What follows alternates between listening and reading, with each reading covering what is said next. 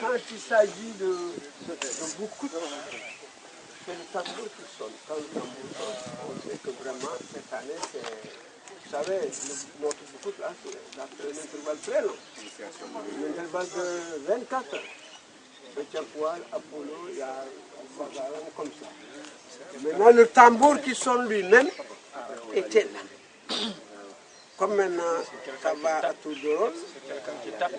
Non, c'est le tambour qui sonne lui-même. Oui. Quand il a sonné du boucout, ils vont entendre le tambour.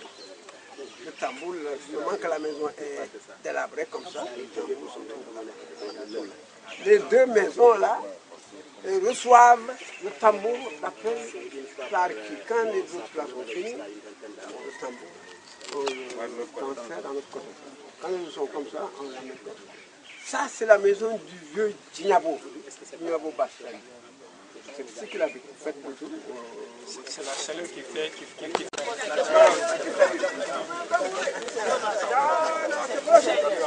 Hier, il faut du chaud. Hier, il faut du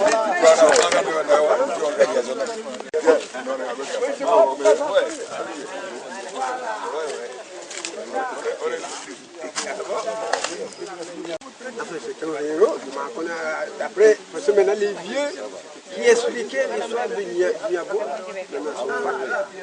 ce sont nos grands frères quand même qui connaissent quand même l'histoire de Djignabo. Nous autres, on a goûté un peu. À travers les vieux qui expliquaient, l'histoire de Djignabo, maintenant tout le monde, presque maintenant la génération de nos papas là sont partis. Parce qu'il y a des générations de circoncision. Nous, nos papas, la circoncision s'appelle Bagalan. Ce sont eux qui connaissent vraiment l'histoire de Djignabo. Ça vient Bachakwal, ce sont nos grands frères. Eux, ils connaissent. Nous, maintenant, Apollo, on a reçu que quelques explications de Djignabo.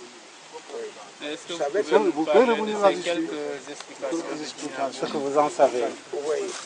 Djignabo, comme je fais partie de la famille de Djignabo, ma maman est sortie de là. D'accord. Oui, parce que moi j'avais essayé de chercher, il n'y a pas de plus sur l'expression qu'on m'a donnée. Djignabo, vous savez que les filles avaient quand même fait un peu forcer mais avec les Toubabs. Comme en ce temps-là, il n'y avait pas tellement de choses que maintenant, à l'heure actuelle, la guerre était difficile parce que c'est sophistiqué, des armes sophistiquées. Mais nous, nos parents, on guerroyait avec les Toubabs là par des flèches, par des bâtons qu'on taille comme ça et on lance, par des haches. Mais les haches d'avant, ce n'est pas pour couper. Hein. Vous tapez comme ça, ça va s'enfler. De quelques jours, ça se déchire. Ce ne sont pas les haches d'aujourd'hui. C'est la guerre d'aujourd'hui, j'arrive, je tape comme ça, je coupe. Mais les parents n'utilisaient pas ces armes, ces histoires de guerre. Même il y a des sabres, quand vous voyez, quand on manie avec les sabres, là, les sabres ne sont pas tranchants. On tape comme ça, ça s'enfle, quelques jours, ça Djignabo, il a fait quoi? Djignabo, comme il avait une équipe aussi qui guerroyait, qui faisait la guerre avec les autres. Bon. Voilà. Et parmi les enseignants, personne ne maîtrise l'histoire de Djignabo. Voilà, pourquoi? Parce que oui. je pourrais en dire quelque chose. J'ai été le premier enseignant qui a assisté au festival au Royaume des enfants, la première édition. Et quand je partais au Royaume des enfants à Dakar, j'étais parti avec un élève du nom de Djignabo. Donc il fallait avoir donc des renseignements sur Djignabo pour incarner ce personnage à Dakar. Alors qu'est-ce qu'on a fait? Nous sommes descendus sur le terrain et on a été voir le proviseur Noa Cissé. Et c'est de là que nous avons eu quelques informations. Alors lui, en tant que chef du village, fils du village et petit-fils de Djignabo, il peut en savoir plus que moi. Moi, un petit Wolof, né originaire de Koki, de Louga là-bas, là, si je raconte, vous voyez. Donc je ne raconte de ce qu'on m'a raconté aussi, relaté. Voilà, Djignabo est né vers les années 1800.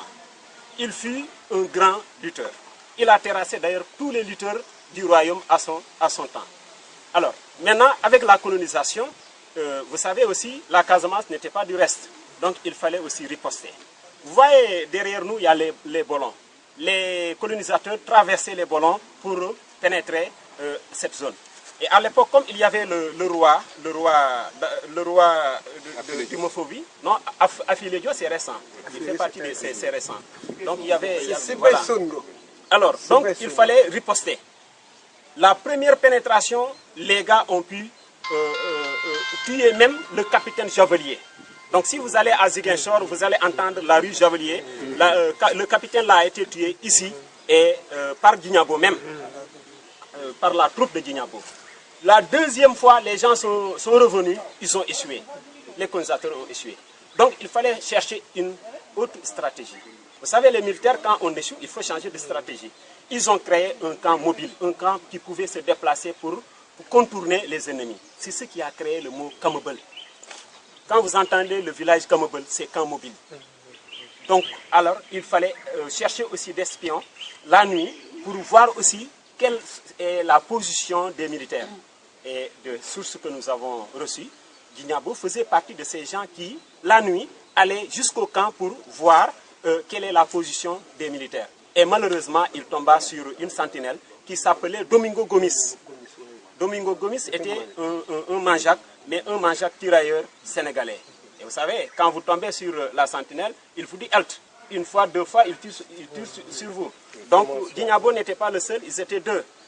L'autre est mort sur le champ et Guignabo a été blessé, sévèrement blessé. Et malgré tout, il a pu ramper jusqu'au fétiche. Et c'est là-bas où il mourut en 1906. En 1906.